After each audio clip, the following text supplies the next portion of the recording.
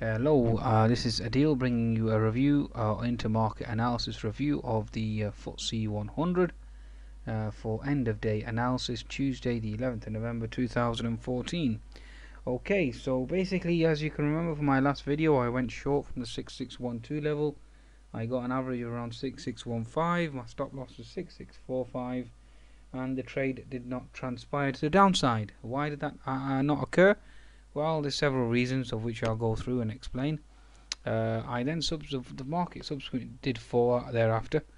Okay, and I managed to get out break even, and then I went long from 6606, and I closed my Nasdaq and FTSE long positions, and I'm 160 points for the week.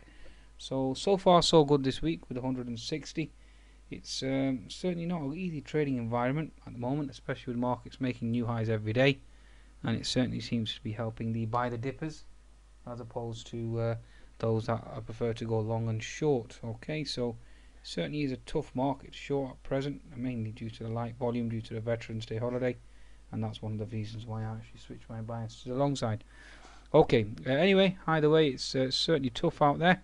Those of you that want to learn and trade in real time, then you can certainly join my live analysis service, which I send obviously my entries and exits and give commentary and obviously TA, FA setups. I share my technical and fundamental setups and intermarket analysis setups with subscribers so that they can learn in real time. Okay, and obviously I've been nailing 200 points a week for the last 10 years now on average, so everything is good. Right, so with regards to the market then, okay, FTSE 100, why did the market not fall? Number one reason, earnings. Okay, Vodafone, spectacular results. Land Securities, good results. And as you can see with regards to Land Securities, at the moment it's not actually updating. Let me just try and refresh this 1 second. Go back to my FTSE. Okay, it seems to have neutralized everything now. Not sure why. Okay, it's a shame anyway. Yeah, it seems to have, because it's probably the next day. Okay, well basically the top performers were Sainsbury's, Land Securities and Vodafone. Sainsbury's obviously results out tomorrow, so and given the fact that Tesco certainly has been reversing, Marks and Spencer was certainly higher today. Okay, so results out tomorrow, obviously somebody has inside information, that's why they're pushing the shares higher. Okay, and more than likely probably an internal leak somewhere along the lines. Okay, so given the fact that Tesco's had such a poor run and a poor form, then obviously all those customers have gone elsewhere. That's the reason why Sainsbury's is probably up. Okay, but anyway, we'll find out tomorrow, or should I say today, given the fact that it's almost 4 o'clock in the morning, so we'll soon find out in a few hours with regards to the FTSE 100 and obviously Sainsbury's as well. Now, Land Securities, good results. Vodafone, good results. Obviously, Vodafone's almost 10% of the FTSE, so and one of the heaviest volume equities as well. So add those two together, that obviously means a FTSE higher. Okay, number one. Other factor is we had some economic data out overnight, something to regard to like-for-like sales. If I can remember correctly, that was stronger than expected. Okay, we had sterling lower. We've got sterling as low as 1.585 region now, although it has obviously moved higher. Let's have a look. I'll bring up my sterling chart. There we go. Okay, so sterling had fallen quite substantially. I mean, you can see here it fell as low, went as low as 1.585. Obviously, it's pushed up higher now, given the fact that the dollar's weak. But yet, went as low as 1.5840. So that obviously was propelling and helping exports. And as you can see, the FTSE 250. If I bring up a chart, the FTSE 250, you should be able to see it clearly. With regards to the move there.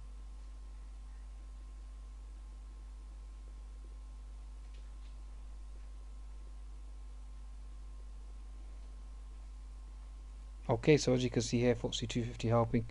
That's generally reason being because obviously export, smaller cap companies are obviously export led. So obviously that was the up higher as well. The other factor at play was yen getting slaughtered across the board, primarily due to the fact that there was a rumor or talk of Mr. Abe calling snap elections and obviously cancelling the tax hike as well. So that was sending the yen lower, and that obviously propelled the Nikkei up by 200-300 points.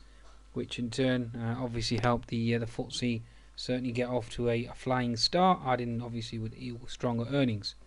So they were all the variables that were at play or accumulated to actually force the equity markets higher. So at present it's all about the Kool-Aid trade, and the Kool-Aid trade obviously is USD JPY and Euro JPY, so keep an eye on those. If they are into resistance, then the markets will be into resistance. If they're into support, the markets will be into support. It's all about the Kool-Aid, so observe that.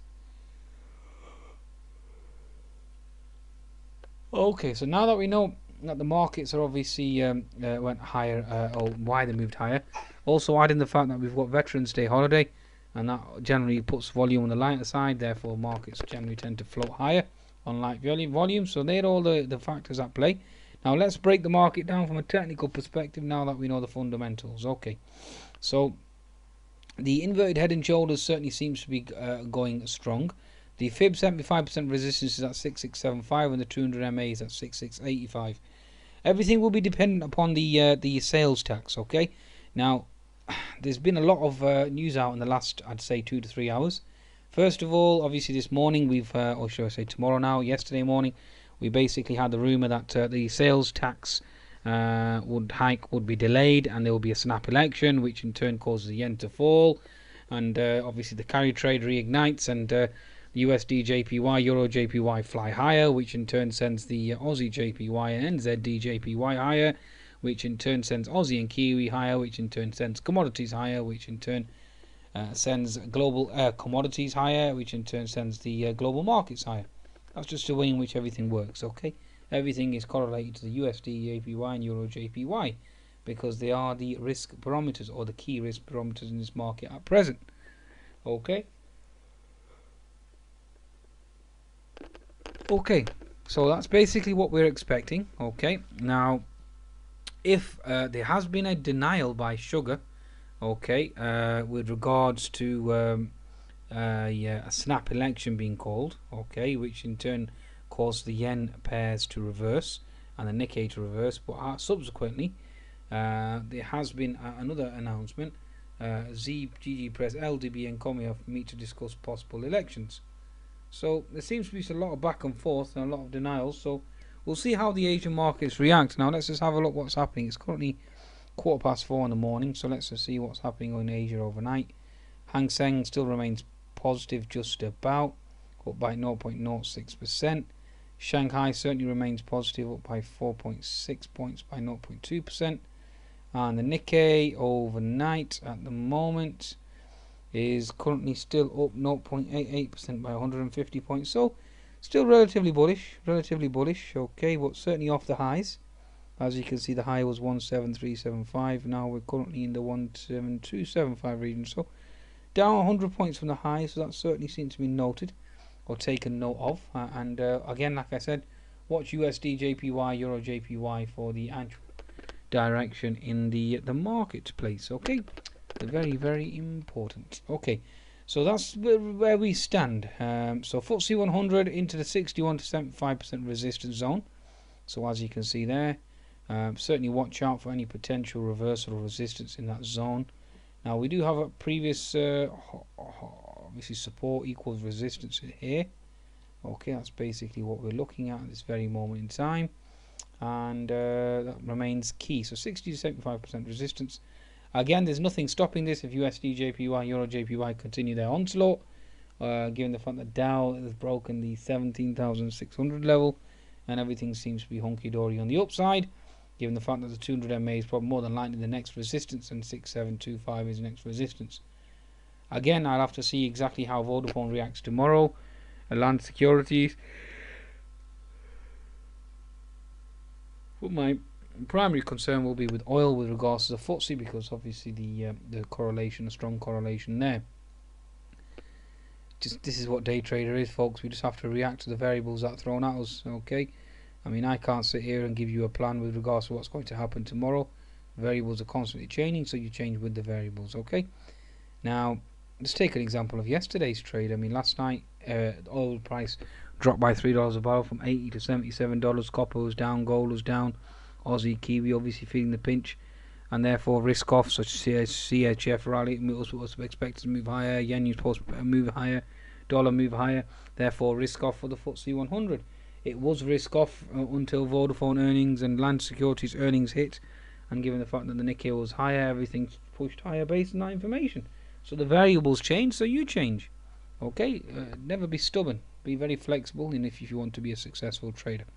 Okay, so technically, let's have a look at the this is the chart of the FTSE All Share Index. Now we do have a bearish candle there closing the daily chart, and a 60-minute chart. We do have a potential double top scenario, so that's very, very important and very interesting. Provided oil can't bounce, then this will certainly come under pressure. Now let's have a look at the FTSE 250.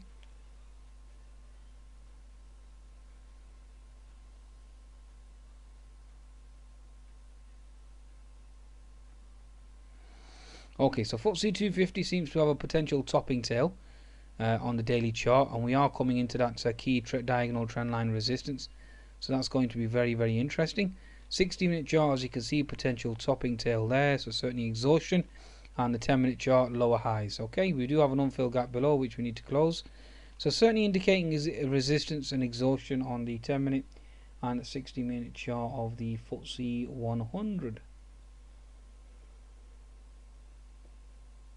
Okay, and also given the fact that obviously sterling has put in a potential bottom, if you look at a chart of sterling, if I just bring that up for you, you should be able to see the fact that we do have some kind of inverted head and shoulders formation, so that's going to be we need to pay particular attention to that. So we put in a higher low, and now we're looking for a potential reversal here, so watch out for that, given the fact that sterling has obviously put in this higher low. And certainly is very interesting given the fact that the FTSE moves in versus the sterling as of late, because exports are quite important. So the FTSE 100 is into resistance zone, FTSE 250 potential resistance going into tomorrow. All we need to do now is look at the FTSE 350, see if we can gauge any type of analysis from there. Okie dokie, so FTSE 350 previous support equals resistance as well. Okay, obviously we do have this inverted head and shoulders pattern, which certainly needs to be respected on the FTSE 350. Okay, there we go, quite an impressive inverted head and shoulders. So, but we are into resistance on that chart. So now let's have a look at the smaller time frames. Smaller time frame, it's double top resistance at the 6630 level, or 6632 or 33 should I say. Okay, let's have a look at a 60-minute chart. 60-minute chart. Well, obviously the inverted head and shoulders target is 6670. We're currently at 6625, and it'll be interesting to see if we can break this key trend line here, and that'll be the main focus for tomorrow from my perspective. Okay, potential rising contracting wedge pattern as well. So watch out for the 6630 level as resistance, and then we'll see exactly what happens. If you go above 6630, obviously opens up the doors for other levels or potential resistance levels as well, as you can see here. Okay, now let's have a look at this individual sector, see if we can gauge any strength and weakness from there. So we have the building sector still remains weak from my perspective. We have the, let's have a look here, retail sector certainly remains with that topping tail there, remains weak. Oil and gas double top is already in, so therefore remains weak. Oil price provided it remains at 77 around that region, still remains weak.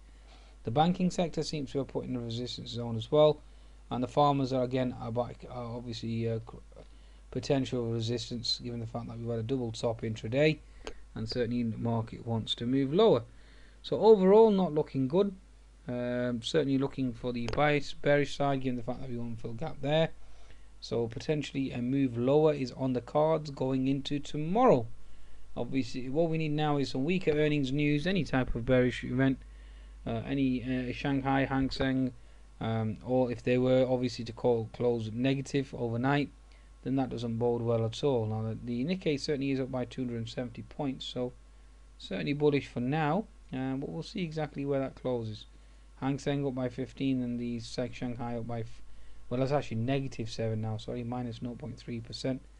And let's just have a look at the Hang Seng, see if there's any updates there. That's just about holding on to gains, plus 0.07%, and the Shanghai is now turned negative, and the Nikkei is probably the only sole indice that's higher. Okay, so risk on, risk off, wax on, wax off. Goodbye now.